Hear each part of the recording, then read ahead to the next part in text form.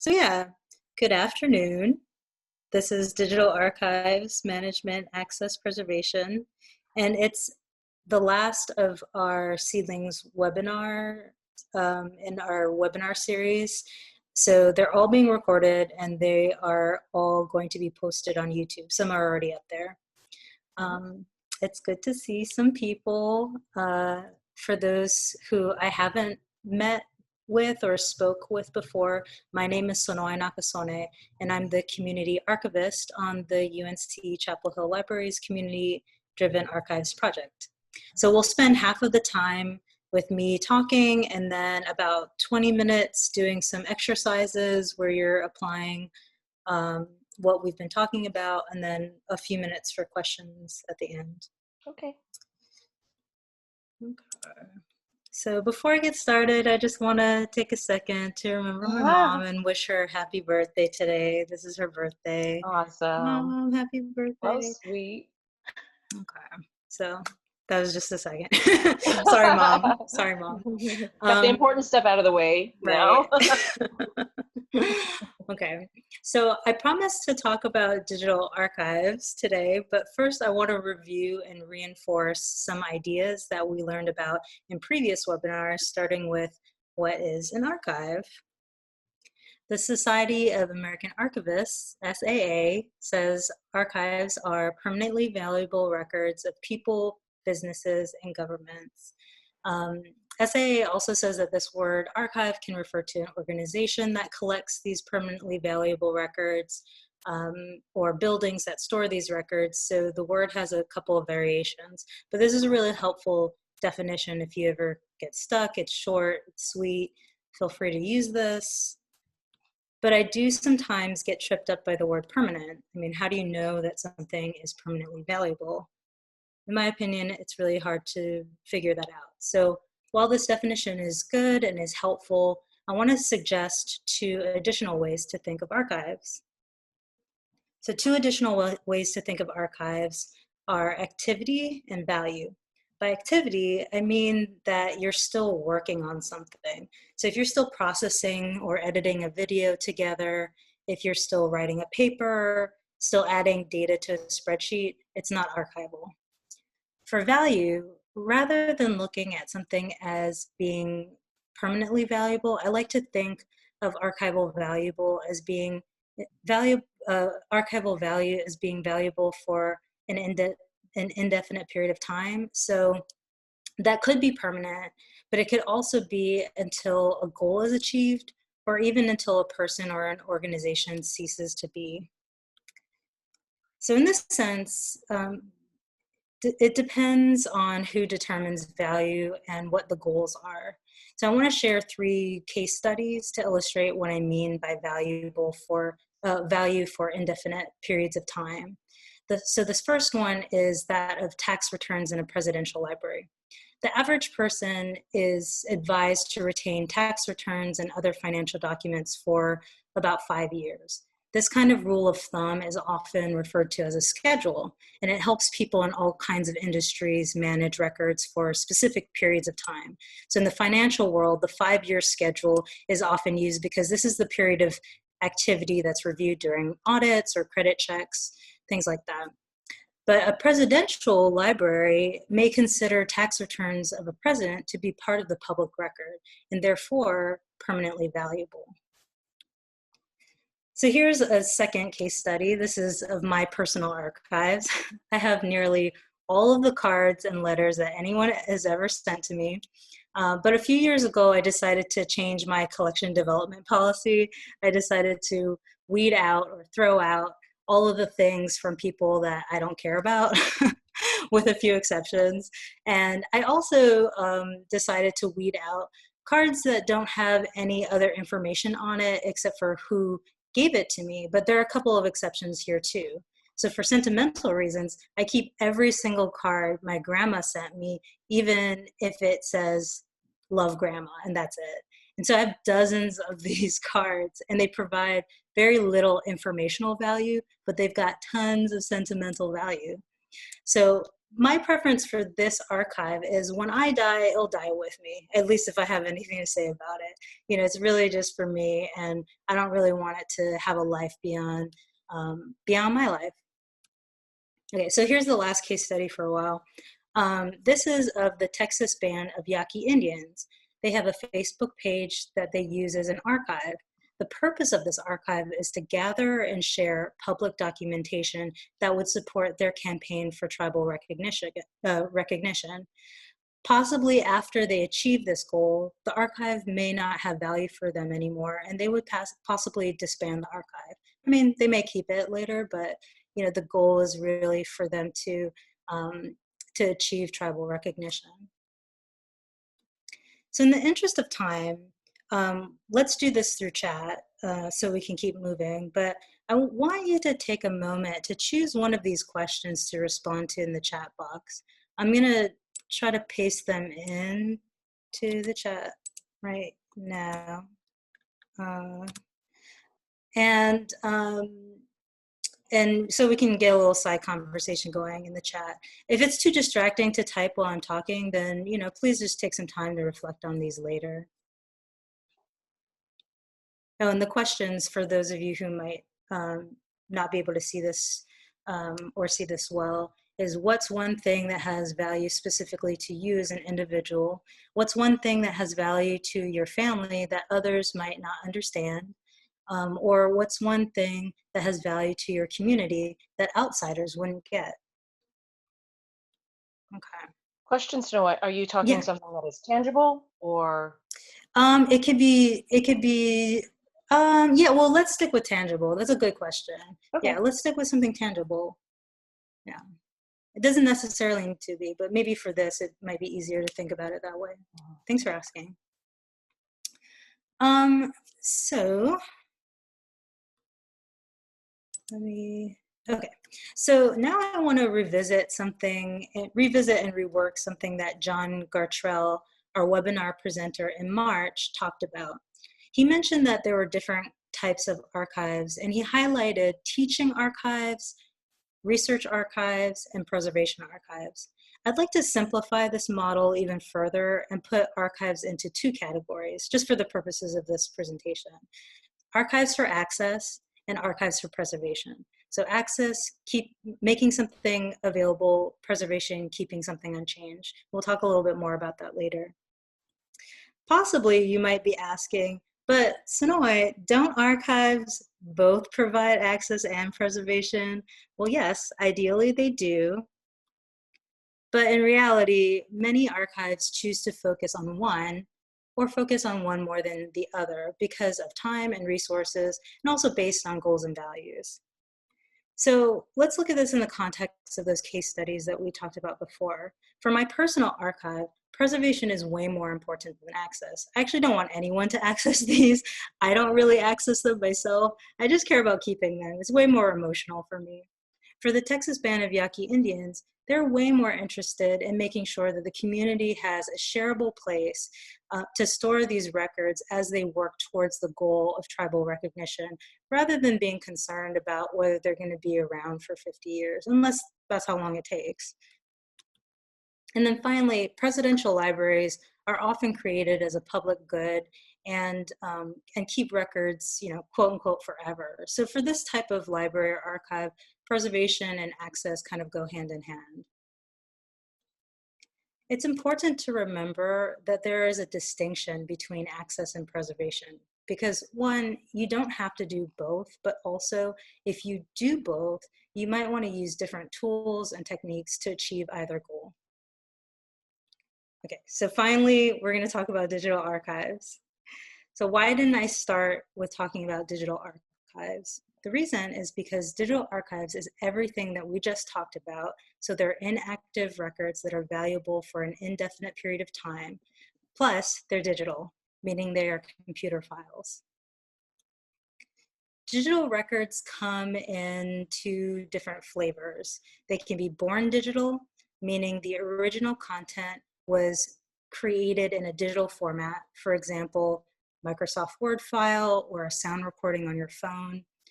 You could create a non-digital copy. For example, you could print out the Word doc, but the computer file is considered the original. That's how it was originally created. Records can also be digitized. This means that the original was not a computer file. For example, it might have been something on paper or a cassette tape or a Polaroid instant photo print. You can create a digital copy through scanning, digital photography, and other means, but that's not the original source. The original source of the content was one of those other examples, like paper, analog.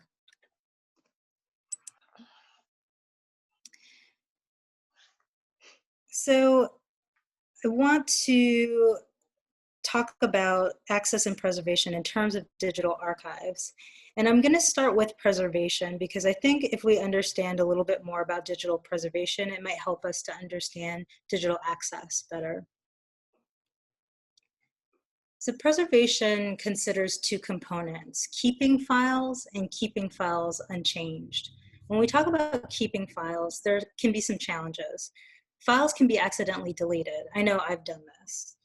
It can even be maliciously deleted through somebody who just wants to be mean, or through things like viruses. Lost or misplaced files can also increase the chance of files being deleted because it could be accidentally deleted during a future cleanup process. And if you never find a file, it's as good as gone. Not being able to open old file formats or read old types of storage like floppy disks can also be a challenge because though technically the file is there, not being able to open it really affects the value. So digital preservation is not just about keeping the files, but also keeping them unchanged. Digital files are made up of what's called bits. Just to give you a sense of how many bits make up a file, the original file for the image that you see here is 190 kilobytes, which is actually considered a very small file. Yet the small file consists of 1.5 million bits. So preservation is keeping bits unchanged, and here's why. So this is the original photo. Now, if we change just one bit, this is the result after changing just one of those 1.5 million bits. So clearly we don't want any bits to change. Sometimes bit changes don't result in visible changes, but in this case, the bit change resulted in a little discoloration. Bit changes can also result in making a photo less clear, and even can change the file to the point of not being able to open the file. Bits can change through a process of deterioration called bit rot. Bit rot can happen in different ways, but it's often because the thing that your files are stored on is getting old and needs to be updated or refreshed or replaced. The bits can change also accidentally during edits, you can have accidental edits when you open a file, unless the file is what's called write protected or write blocked. And also, when you're moving or copying a file, there could be accidental glitches in the system causing you to lose bits during that copying or moving process. So at this point, you might be wondering, wow, is there anything that I can do to preserve my files? Well, when you're managing an archive for digital preservation, here are some basic guidelines you can use. These guidelines can be implemented in different ways, so you can be creative depending on your resources. Ideally, you want to have about 3 copies of each file. More is okay, but then it starts to get harder to manage and keep track of. You also want to store your copies on at least 2 different devices. I mean, what happens if all 3 of your copies are on your laptop and your laptop gets stolen? So that's kind of why. At least one of those copies should be stored in a separate location in case there's a disaster at the building or in the geographic area that you're in. The other 2 copies are stored elsewhere. In my last slide, I mentioned bit rot, and this is the idea that over time files can deteriorate by having their bits changed unintentionally. This is often due to the device that a file is stored on, the device starting to age or malfunction. So the best way to avoid bit rot is to periodically refresh or replace the device your files are stored on. So maybe this is starting to make sense to you, but you want to see, what this looks like. So here are just 3 examples of many of how you could implement these guidelines that we talked about. So in example 1 and 3, you might have, a copy on your desktop computer. Maybe you have another copy on an external hard drive. Maybe it's in a different location. And then a third copy, maybe you talk to your local library and you say, hey, can we partner and can you store a backup copy of our files? Or maybe the local library has the official copy and you have the backup copy. Or maybe you can form a partnership with one of your fellow seedlings in this cohort and say, hey, we live in different states. I'll give you a hard drive, a backup copy hard drive of my stuff. You give me one of yours. And, if there's ever a huge natural disaster in one of our states, we at least have this backup copy in another state.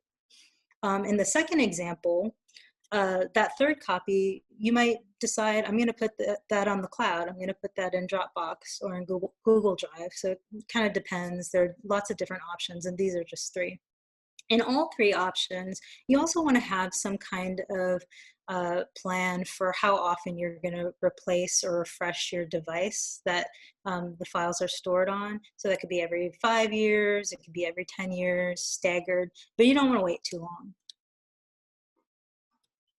So really quickly, I just want to talk about 3 other ways to help you preserve your files. So one is using open file formats. These open file formats don't require that you purchase or subscribe to software to create them. So the opposite of this is a proprietary format like Microsoft Word. Microsoft Word is a big company, so it's hard to imagine them going out of business. But if they did, you might not be able to open files that you created with Microsoft Word because the software won't be available anymore. By contrast, open file formats, for example, a PDF or a TXT file, can open through non-proprietary software, so PDFs through any web browser, a TXT document through any text processing software. So when you're archiving files, saving them as an open format, depending on the nature of the file, can help to preserve the content of it longer. Recording information about a file, like the file name, the dates, part-to-whole relationships, like is this the first 5 minutes of a 15-minute interview, names of important people, places. This kind of information about a file is called metadata. If you have a particular interest in metadata, then let's talk another time, because there's really a lot to be said about this topic, including metadata that's really complicated and kind of more specific to supporting preservation. But at the basic level, recording some descriptive information about your files can help you to keep track of them so you don't lose or misplace them, which could result in accidental deletions. Speaking of losing or misplacing files, organizing them however they make sense can help to prevent losing or misplacing files. So if you have questions about preservation, go ahead and ask them in the chat, because I want to make sure we have time to talk about access and then also to do our exercises. But I don't want you to forget about your questions.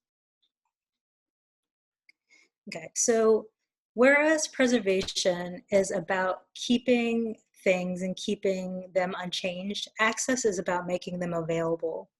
Again, while you can do both, they are different goals. So recognizing the differences can help you to do either or both more effectively. When talking about access, making something available, 2 questions to think about are to whom you want to make that available and why. This may determine the method that you use. So while there are many different types of access, I want to highlight 4 to illustrate that access can have a really wide range. The first I want to highlight is mediated access, meaning that someone or something is standing between the person who wants access and the thing that they want access to. The top left image of the email is an example of mediated access. Maybe you did an oral history interview with someone last year and now they want a copy. Or maybe you have a list of oral history interviews with the name of the person interviewed, the date, a 50-word summary. By the way, this list that I'm describing, that's metadata.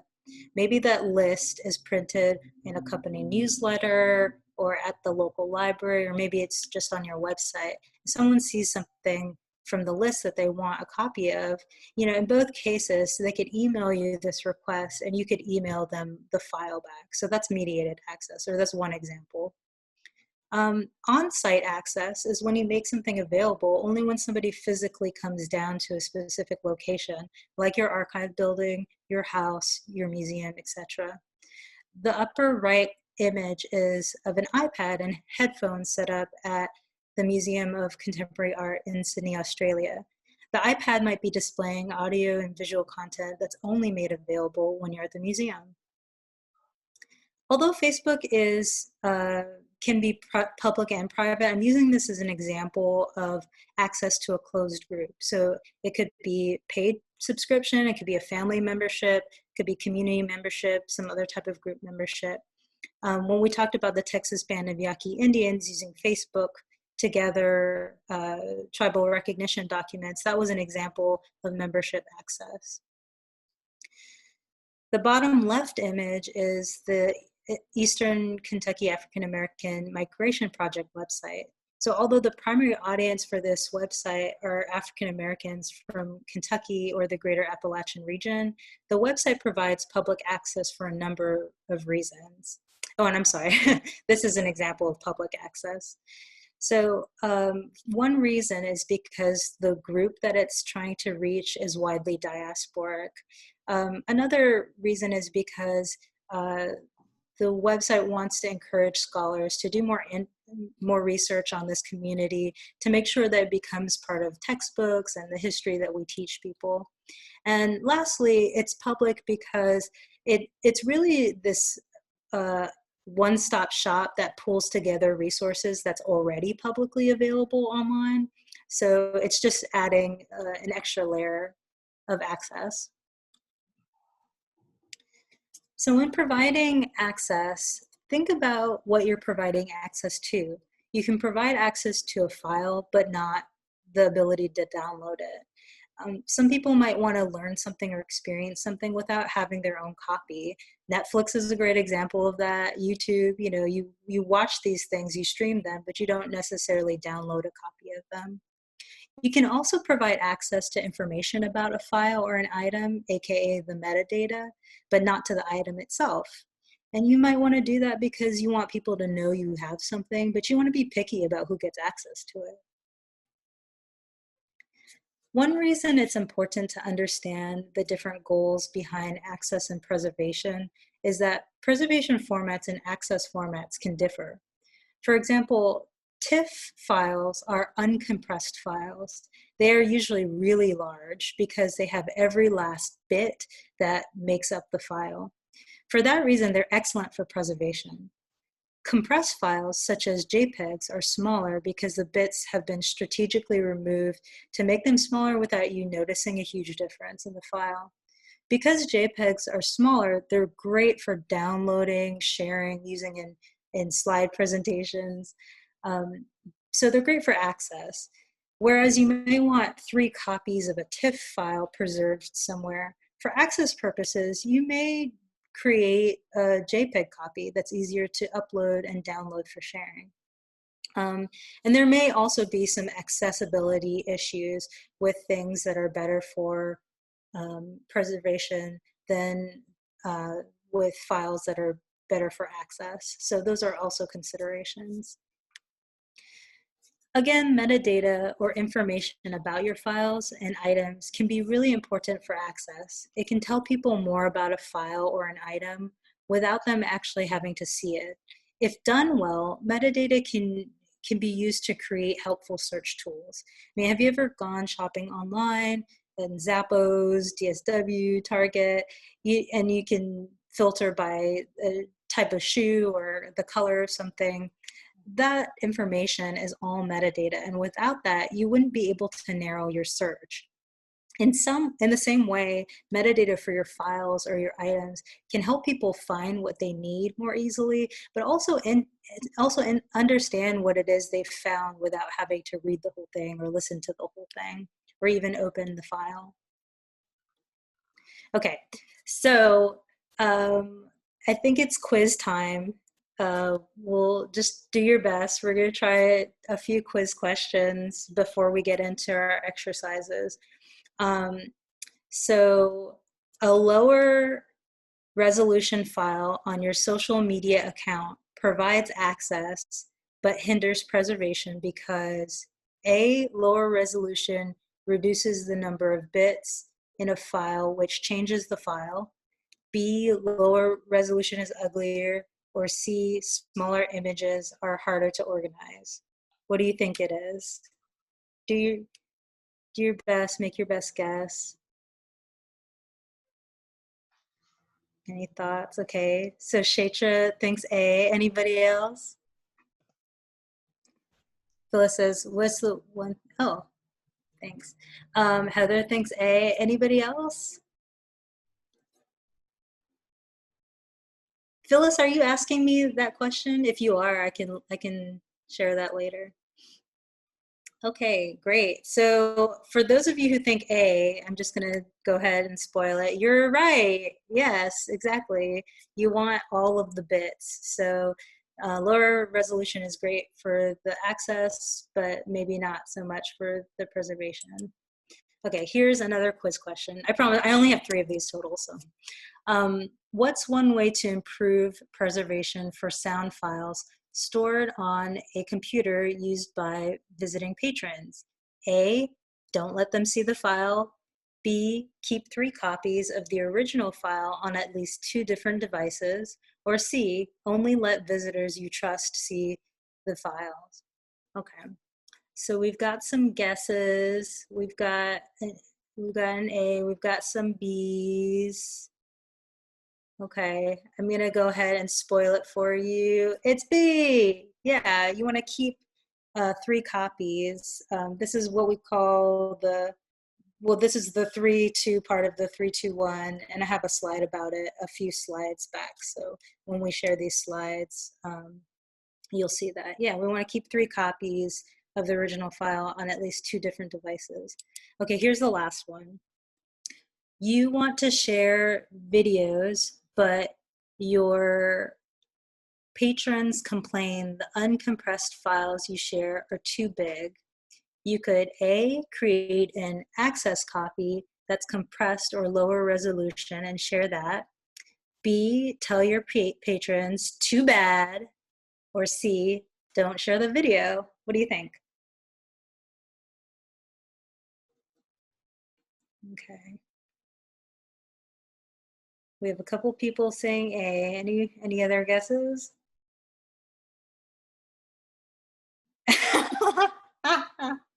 Charlie. I love it. Right. That's so funny. Okay, so I'm gonna go ahead and spoil it. Those of you who answered A, yes, yeah, you want to create an access copy that's compressed or lower resolution and share that because the other file is too big. And you can tell your patrons too bad if you want to. It just depends on your goals. Okay, so before we move on, I just want to recap. Digital archives are inactive documents that are valuable for indefinite periods of time, possibly permanently, but possibly not. The goals of an audience determine whether to prioritize access or preservation or both. And they're different goals. They're 2 different goals, and they use different techniques. So just remembering, access is about making something available. Preservation is about keeping something unchanged. Okay, so I was kind of racing for us to get here because I want us to take some time to try to walk through what some of this would look like in an actual situation. So thank you to SACAM, to San Antonio African American Museum and Archives, for letting us use the names and some of the content of the files for us to be able to do this exercise. So these are just a few files from their collection. This doesn't reflect necessarily what the collection looks like. It's kind of been organized in a way to support this exercise, this activity. So the mission of SACAM is to collect, preserve, and share the cultural heritage of African Americans in the San Antonio region. Your job is the management or digital curation of the archive. And so digital curation means all of these bullet points below. It means curation and appraisal. So you're going to select or deselect files. And this is the time where you can delete stuff. This is like the fun part. Because a lot of people don't realize this, but like you can delete things in archives. This is like the time for you to do it. It also includes organizing, naming, renaming files, describing files, preserving, and sharing files. And this is not a linear process. You'll find yourself doing all of these over and over as your organization's priorities change, as you get different resources or you have different resources, as new materials come in. Okay.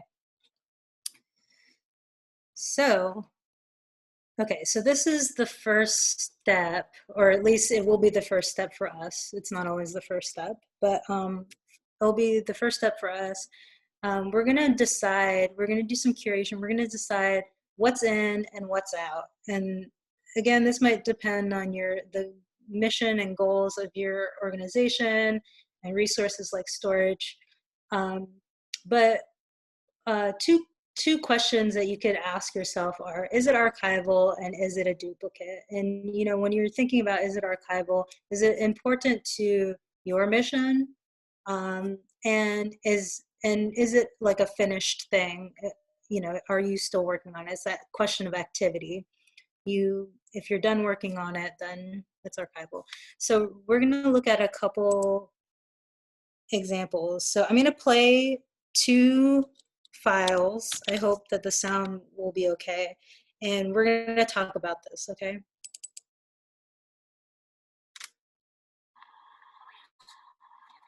Testing 1, 2, 3. Testing 1, 2, 3. Okay, so that's one. I'm gonna play this other one.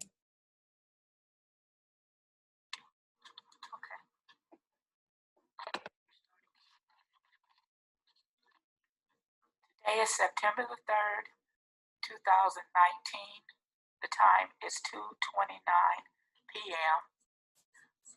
My name is Susan Glosson. I'm the interviewer, and we are interviewing today Ms. Sylvia Craig.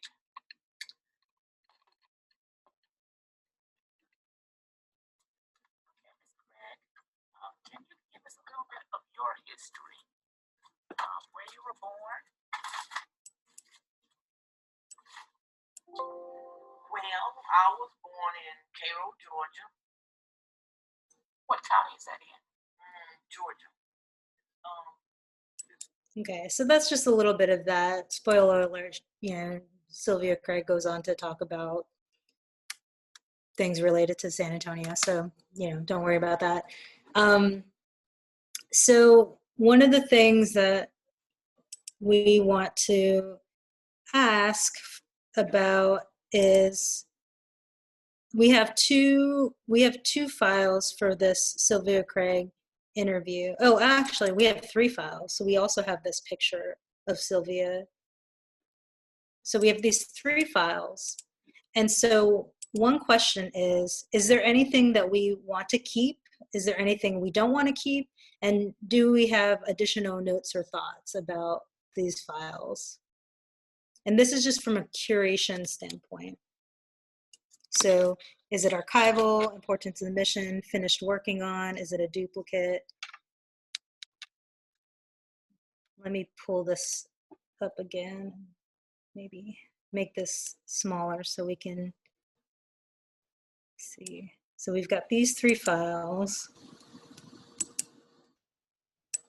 Does anybody have any thoughts on that? And here are those questions. So they don't look like duplicates. So Heather says wave 3, right, this one, and then the photo are relevant. Okay, so you would want to keep those 2. Is that what you're saying, Heather? Okay, great. What about this wave, this one? Okay, so Amber says 002 should be discarded. Okay.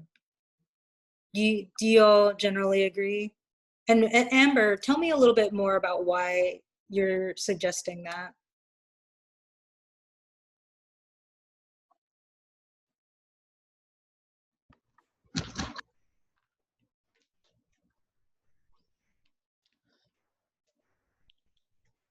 Sorry, I was talking and everything is muted. Just because it's not historically relevant, it's just a test, audio test before they've recorded the interview, so it doesn't really need to be preserved. Thank you. And it looks like Phyllis agrees with you. And I think that's also what Heather was probably thinking as well. Great, so we could, you know, we're gonna get rid of that one.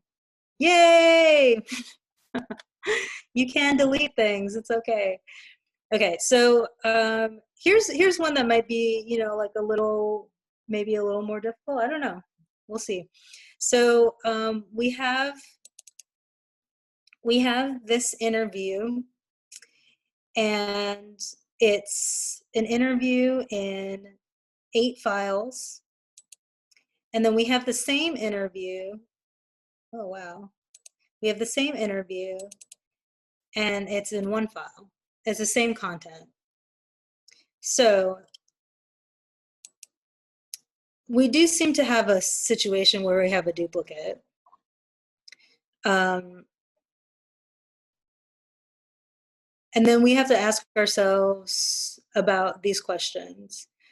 And it definitely depends on how you interpret these questions. Is it finished being worked on? Is it important to the mission? Maybe another question that you could ask is what version do you consider to be archival? Kimber says, what are the file formats of those, and is it the same in both versions? That's a really great question. We will talk about file formats in a bit, but these are not the same file formats. This file format is an MP4. It's been, what happened is somebody stitched together those 8 video files and put it into 1 file. And these are a file format called MTS. And we'll talk a little bit more about file formats, but I'm glad that Kimber brought that up. They're actually not the same file format. They're the same content. They're not the same file format. This one might be a little trickier because it's the same content. So it's kind of a duplicate. But which one do we want to keep? So Shaitra's saying MP4 seems better for access. Does anybody have any thoughts on that? Maybe you want to respond to Shaitra's thought, or if you agree, or maybe you have a different thought.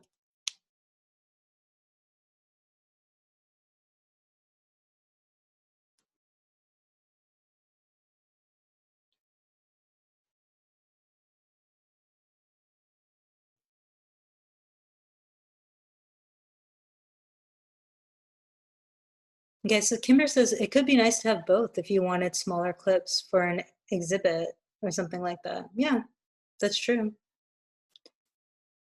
Heather says, I agree, it seems it's more access friendly, but how was the final product stitched together? That's a great question. Yeah, the product was stitched together by taking each of those sections, and those sections are sort of, they're kind of like randomly chunked out. There's no editorial significance of why one section is in like one file and another section is in another file, but they were put together by taking these different sections and put into probably something like Adobe Premiere, a video editing software, and those sections are just kind of put side by side, laying side by side, so that they become one video.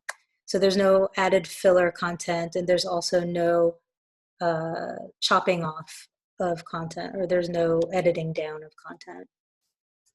Yeah, but that's a good question. What if it had been edited down, right? What if there was something missing? Yeah, so those are good questions. Okay, so it seems like this one's a little fuzzier. We don't really have a consensus. There's a thought about keeping one, maybe because it's better for access. There's a thought about having both. Right, depending on how you want to present the products, maybe because it might be easier to use it for clips for an exhibit. Shesha said, would you have to do metadata for each .mts? You might want to. You might want to do metadata for each MTS, or you might want to just do it for the whole interview. It kind of depends. I personally would probably just do it for the whole interview because I consider it to be one thing that just happened to be cut up into pieces. It's kind of like if you know, if you had a Lego thing that couldn't fit into a car, and then you had to like take the top part of the Legos off so that it fit into the car, and then once you take it out of the car, you put the top part of the Legos back. It's kind of like that situation. So I consider it one thing. Okay. Well, let's move on from this one because it seems like this one, like we had some really good questions and ways of thinking about this. And so maybe each person would address it a little differently in your own archive. Maybe some people would keep both. Maybe some people would choose one or the other. And these are really good questions to ask. So let's look at the file formats because Kimber brought that up, and I think that's a really good thing to look at. So as we mentioned, we've got some MTS files here for video, as well as the MP4 in this other folder. And then we've also got these WAV files that we were listening to with the Sylvia Craig interview. For some of these other ones that we haven't looked at yet, we've got docx, which is the Microsoft Word format. And then we've got TIFFs for some of these images. Oh, we also have JPEGs. I forgot to include that. So what we can do is, sorry for moving this around, we can go to this website, and I'm just going to maybe chat this to you, and then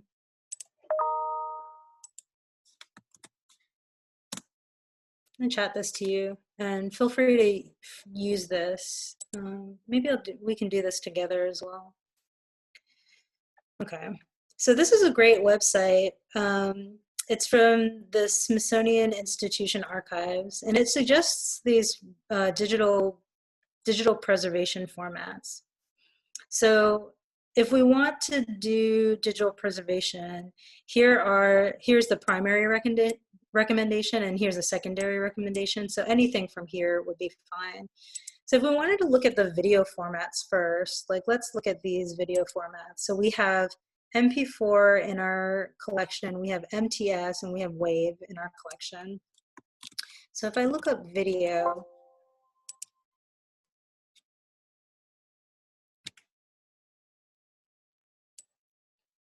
these are the formats that, you know, they would be okay for the video for preservation. So, and also we have some audio formats right below the broadcast wave, and these other formats. So I know it's kind of hard to see both of these at the same time. Maybe I can make this into its own little window so that we can see both. But what do you think for video and sound? Which of these do we need to maybe find a preservation alternative for?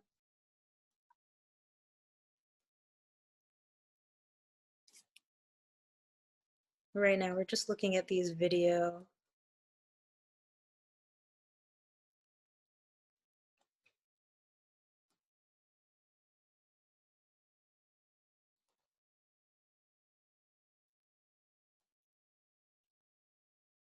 Okay. Yeah, thanks, Shaitra. The MTS, it's not on our list of preservation formats. So we might be a little concerned about the MTS. Yeah, MTS, by the way, it's a proprietary format. It's a Sony. So it's like, if you're, I think it's Sony, at least, if you're using like a Sony camcorder, it just kind of defaults into this like proprietary format.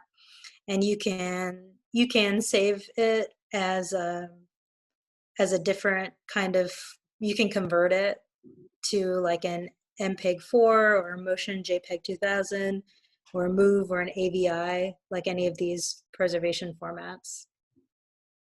Yeah. So let's look at a couple other ones. So let me see, if we're looking at,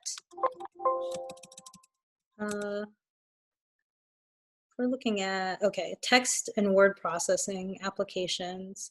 So for our transcripts, we have docx,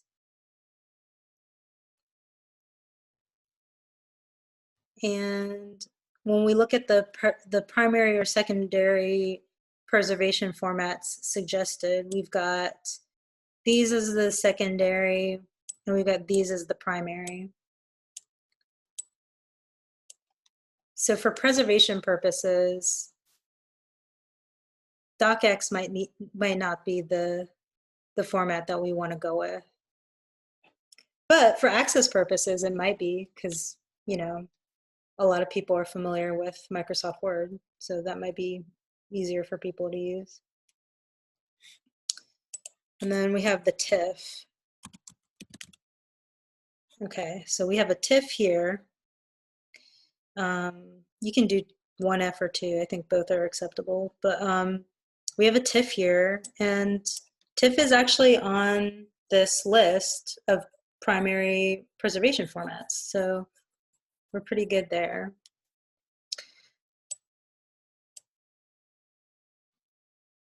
Heather's asking, what's the difference between PDF-A and PDF? You know, I'm not 100% sure about that. It could be an encoding difference, but I don't know. Yeah, I could look it up later and send you some information. So we also have a JPEG that I forgot to put on here, and JPEG actually looks like it's okay in the secondary format, so that's fine, but it is a compressed format. So so for our access, for our preservation, I think we kind of have a sense of what might be good formats. But for our access, what are some thoughts you have about these files?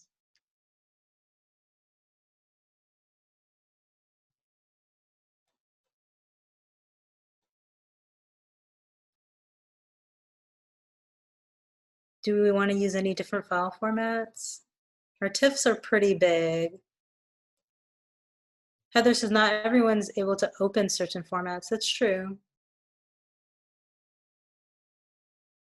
That's a good point. Yeah, like if you don't have Microsoft Word, you might not be able to open up the docx file. Yeah. So maybe for access and preservation, it's not a great solution.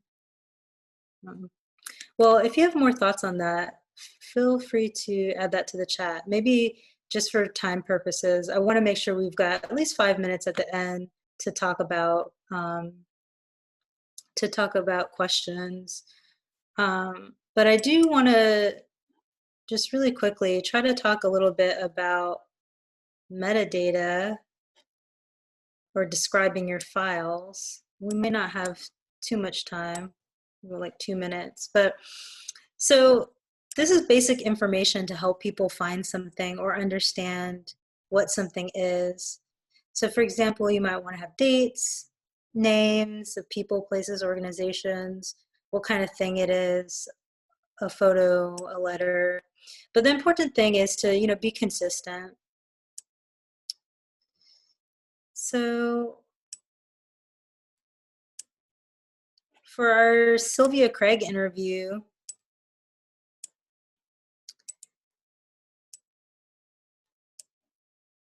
we've got this file name, and I have another slide about file names that we probably won't have a chance to get to, but I think it's important to note that, your file name doesn't have to be your title. Sometimes your file name might be a little difficult to read because there are certain ways that you want to do file names that might be just like not super user-friendly or readable. So your title is really, it's different than your file name. It's really like, what do you want people to think of this as? So does anyone have a suggestion? We've got this interview. The interviewee is someone named Sylvia Craig. Does anybody want to just like come up with a title for this? Maybe a suggested title?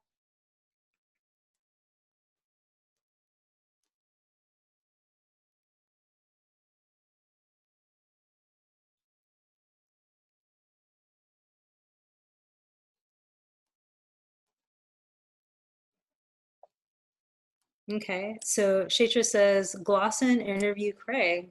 Cool. So maybe I'll use this. Because we do want this to be more human readable and just kind of more readable generally, we might want to do it like that, and maybe even add some, maybe have this sort of read the way that you would read it in natural speech. Heather asked, would you want to include the date? You could include the date in the title. You could also, in addition to including it in the title, include it in a separate field, which would help you to do those things like filtering, kind of like when I was talking about online shopping. You have your information in different fields so that you can do things like narrow your search by date. But we could do like Glosson interviews Craig on September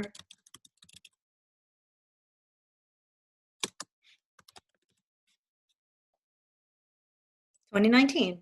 And then in the date field, we can provide something a little more specific, like we could do this date. So I don't want to take up too much time in the questions, but really quickly before we stop, I can share this template. There's so many different ways to capture metadata, and even this is, maybe more than you want to capture. Maybe you just want to cut it off after description. But just having some information about your files can really help people, so they don't have to listen to the whole interview. They can just get like a description and some of the basic information. It also helps because, your file name is not your metadata, so you don't necessarily have to put every last piece about the file in the file name. Like, you don't have to put the interviewer name in the file name if you record it in your metadata. And then your file name can be something a little shorter that you don't have to like expand this thing to see. And then it might make it even your file name more readable. Before we stop for questions, I do just want to let you know that when I share these slides with you, there are some other slides that talk about file naming with just like some examples. I mean, for the most part, there are no rules about this. It's mostly about being consistent. For file naming, there's some things that you want to think about, like no spaces or punctuation except for underscores and maybe dashes. That's just more of a computer thing. but it's really about the consistency. Also, things to think about when you're organizing files. Again, this really just makes sense. The organization should make sense to your users, your audience, your organization. And these are just some things to think about, how things sort if you want some sort of hierarchy. And then what's your file storage plan for preservation? And then also for access, who needs access and why? These are some of the image credits. And then also just thank you.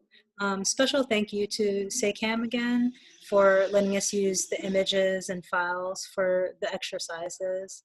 And if you have any questions, we talked about a lot of things and we definitely didn't have time to go into depth about most of them. So if you have any questions, feel free to email me. And especially for the seedlings, if you want to schedule a one-on-one where we talk about metadata more or about file naming more, I'm very happy to do that. So with the 2 minutes that we have left, does anybody have any questions that you want to talk about? And I can scroll through to see if any questions had come in earlier. I'm looking at some of these responses to the 3 things. See Charlie's response about her grandmother's ring. Yeah, that's beautiful. Right. Yeah, that means a lot to you. That might be in your archive. Oh yeah, Shaitra, your children's scrapbooks. Right. Yeah. I mean, maybe those would go on to a bigger archive, or maybe, that's just like something for you and your family. And, when none of you is left, maybe that gets buried with you or something, Yeah, great grandmother's wedding set. Yeah, that's a great one. Yeah. Yeah, your family probably really cares about that in a way that people outside your family don't. Family photo album, yeah, definitely. Okay, and again, I wasn't sure if Phyllis was asking me. We can talk later, Phyllis. Phyllis is also the name of my mom, by the way. Yeah. Tie it back together. But yeah, did anybody have any questions that I didn't have a chance to address or to ask or to answer?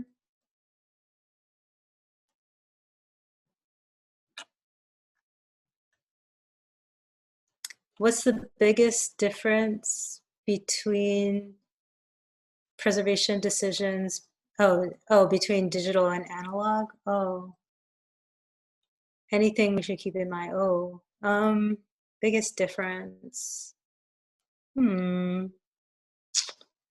guess, I guess with digital preservation, there's so much that relies on technology in a way that analog collections or like paper, things that are more physical and tangible don't.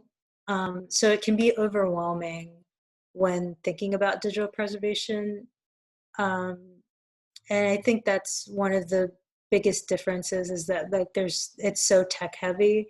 But maybe something to keep in mind is that there are a lot of different ways to do preservation, and you don't have to use all of the technology to do it, especially if you're managing a personal archive or a community archive. You kind of just like plug in where you can, where your resources can, and where your goals fit. Thank you for asking that. That's a good question.